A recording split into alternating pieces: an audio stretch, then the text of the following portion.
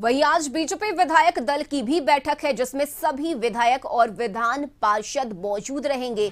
नए समीकरण और गठबंधन को लेकर इसमें फैसला हो सकता है। इससे पहले शनिवार को भी बैठकों का दौर जारी रहा और पहले कोर कमेटी की बैठक और फिर शाम में विधायक दल की बैठक हुई, लेकिन नतीजा कुछ भी नहीं निकला। नीतीश के साथ जाने के सवालों पर बोलने से नेता कतराते रहे और ना किसी ने ना किया और ना ही खुलकर हाँ कहा। लेकिन नीतीश को लेकर तेवर बदले से दिखे। सियासी उठापटक के बीच बीजेपी के प्रभारी विनोद तावड़े भी पटना में मौजूद हैं और देर रात उन्होंने राज्यपाल से मुलाकात भी की है। हालांकि वो राजभवन में आयोजित भोज में शामिल होने पहुंचे थे। वहीं प्रदेश अध्यक्ष सम्राट चौधरी भी खुलकर कुछ नहीं बोल रहे हैं। की जो परिस्थिति बनी हुई है उस पर सर क्या होगा? नीतीश कुमार जी को लेकर नहीं, हम लोग ध्यान में रखे हैं। अब पार्टी ना नीतीश जी ने इस्तीफा दिया है ना किसी ने समर्थन वापस लिया है, तो पहले कोई बात होती है तभी तो कोई जानकारी होगी। अलग अलग तो सब दिख रहे हैं। अरे दिखने से राजनीति नहीं होता है। राजनीति का बड़ा स्पष्ट है कि आप क्या संदेश दे रहे हैं। भारतीय जनता पार्टी ये जानना चाहती है कि बिहार की स्थिति क्या है। ये जानेंगे तब तो कोई डिसीजन लेंगे। नहीं, ये तो मैं नहीं जानता। नहीं, मैं ये नहीं जानता हूँ। भारतीय जनता पार्टी पूरी तरह आस्था करती है अपने नेतृत्व आदरणीय नरेंद्र मोदी जी में। देश के प्रधानमंत्री जी के पास जब सूचना कोई आएगी तभी तो हमको जानकारी मिलेगी।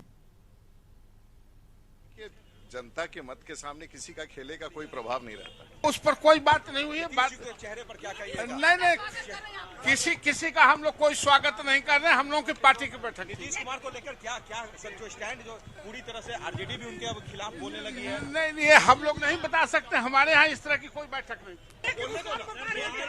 सभी ने पूर्ण सहमति से कर्पूरी ठाकुर जी को जो भारत रत्न मिला है उसके लिए प्रधानमंत्री जी को धन्यवाद दिया।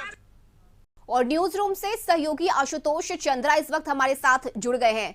आशुतोष, बिहार की राजनीति बड़े ही दिलचस्प मोड़ पर आ खड़ी हुई है। एक तरफ नीतीश कुमार हैं जिन्होंने कल भी बैठक की और आज भी बैठक का सिलसिला जारी रहेगा। बीजेपी की बात करें तो बीजेपी की भी आज बैठक होगी। कहीं ना कहीं नीतीश कुमार का क्या फैसला होगा इस पर सबकी नजरें टिकी हुई है। लेकिन हम पार्टी जीतन राम मांझी इस बीच एक अहम भूमिका निभाते हुए नजर आ रहे हैं। अभी सरकार नहीं बनी है लेकिन डिमांड कर दिया गया है उनकी तरफ से। बिल्कुल रश्मि, और आज सियासत का सुपर संडे है जी। और इस सुपर संडे का मजा आम पब्लिक भी लेगी और जो राजनीति में दिलचस्पी लगते हैं उन्हें भी मजा मिलेगा। क्योंकि अब तक की जो तस्वीर रही है वो यही बता रही है कि इतनी साफ तस्वीर, इतनी क्लियर तस्वीर नहीं अब तक सामने आई थी कि सरकार गिर रही है। और ये 2-3 दिनों से लोगों को पता है। आमतौर पर अचानक ये सब सडन होता था, चर्चाएं होती थी लेकिन सडन होता था। लेकिन अभी जो तस्वीर दिख रही है वो बिल्कुल स्पष्ट है, क्लियर है। जो नेताओं के बयान आ रहे हैं वो बिल्कुल स्पष्ट हो चुके हैं। और जो अभी की खबर है वो कुछ ही देर में बीजेपी में बैठक होने वाली है। विधायक रहेंगे, सांसद रहेंगे, बीजेपी के वरिष्ठ नेता उस मीटिंग में शामिल होंगे। 9 बजे के आसपास की मीटिंग है ये। और फिर उसके बाद जेडीयू विधानमंडल दल की बैठक है 10 बजे। और इस बैठक के बाद एनडीए विधानमंडल दल की भी बैठक होगी।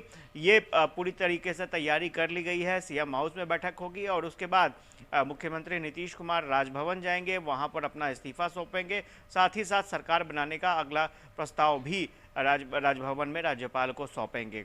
तो स्वाभाविक तौर पर यह माना जा रहा है स्पष्ट रूप से कि 9वीं बार नीतीश कुमार फिर से सीएम बनेंगे। लेकिन इस बार फिर से एनडीए की सरकार होगी और एनडीए सरकार के वो मुख्यमंत्री रहेंगे।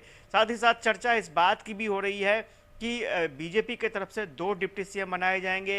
हालांकि नाम दोनों के जो नाम आ रहे हैं वो पहले वाले ही नाम है। तारकिशोर प्रसाद की चर्चा हो रही है, रेणु देवी की चर्चा हो रही है। लेकिन एक चर्चा जो वाइल्ड कार्ड एंट्री बोला जा सकता है सुशील कुमार मोदी की भी हो रही है, क्योंकि नीतीश कुमार चाहते हैं कि सुशील मोदी भी डिप्टी सीएम के रूप में रहें ताकि सरकार के बीच में तालमेल बैठाने में कोई दिक्कत ना हो। तो इन मुद्दों पर बीजेपी में भी काफ़ी रणनीति होगी। रणनीति इन द सेंस ये कहा जा सकता है कि आला कमान ने मन बना लिया है फैसले की जानकारी अपने विधायकों को दी जाएगी, ताकि आने वाले समय में किस तरह से काम करना है, चूंकि लोकसभा चुनाव नजदीक है, तो किस तरह से काम करना है, किस भूमिका में बीजेपी होगी, इन तमाम चीज़ों की जानकारी दी जाएगी। और इसमें कोई दो राय नहीं है कि बहुत बड़ा सियासी उलटफेर होने जा रहा है और देखना दिलचस्प होगा, चूंकि आरजेडी ने खुद को स्टैंड बाय में कर रखा है कि पहले नीतीश कुमार के फैसले का इंतजार वो लोग करेंगे। लालू प्रसाद ने साफ तौर पर कह दिया है कि वो इंतजार करेंगे और उसके बाद आगे का वो एक्शन लेंगे। तो देखना दिलचस्प होगा कि क्या होगा। जहां तक जीतन राम मांझी की बात है, आपको बता दें कि एक चर्चा ये भी चली कि जीतन राम मांझी को आरजेडी की तरफ से कुछ बड़े ऑफर दिए गए हैं और यही वजह रही कि भागे भागे सम्राट चौधरी बीजेपी के प्रदेश अध्यक्ष जीतन राम मांझी के पास पहुंचे थे उनसे मुलाकात करने को लेकर के। तो स्वाभाविक तौर पर मान मनोबल का भी दौर बीच में चला और आपने देखा होगा कि शाम तक एक पोस्टर भी जारी हो गया कि मांझी बिन सब बिल्कुल बेकार है। आशुतोष, और 4 विधायक वाले मांझी जी इस वक्त एक महत्वपूर्ण भूमिका निभाते हुए नजर आ रहे हैं। बिल्कुल बिल्कुल।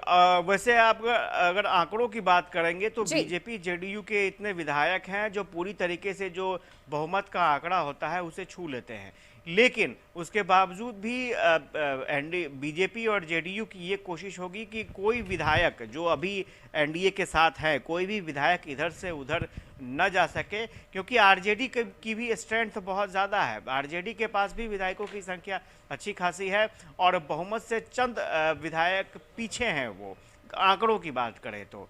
ऐसे में ये भी कोशिश की जा सकती है कि आरजेडी भी जोड़ तोड़ के हिसाब किताब पर जा सकती है, लेकिन फिलहाल आरजेडी ने खुद को स्टैंड बाय में कर रखा है। देखना दिलचस्प होगा कि आगे क्या होता है। नीतीश कुमार के एक्शन के बाद आरजेडी का क्या रिएक्शन होता है, लेकिन इतना तय है कि लगभग 11 साढ़े 11 बजे तक बहुत सारी तस्वीरें साफ हो जाएंगी और जो अटकलें अभी तक चल रही थी वो अटकलें अब जमीन पर दिखाई देंगी। और चर्चा ये भी है कि और यही कारण है कि कल जो बैठक हुई आरजेडी की, इस बैठक में अब लालू यादव को सीधे सीधे अधिकृत कर दिया गया है कि अब आलाकमान का जो फैसला होगा, हालांकि वेट एंड वॉच की स्थिति है कि नीतीश कुमार का अगला कदम क्या होता है, उसके बाद आरजेडी अपना निर्णय ले सकती है या कोई बड़ा पासा आरजेडी की तरफ से फेंका जा सकता है। बहुत शुक्रिया आशुतोष आपका तमाम जानकारी के लिए।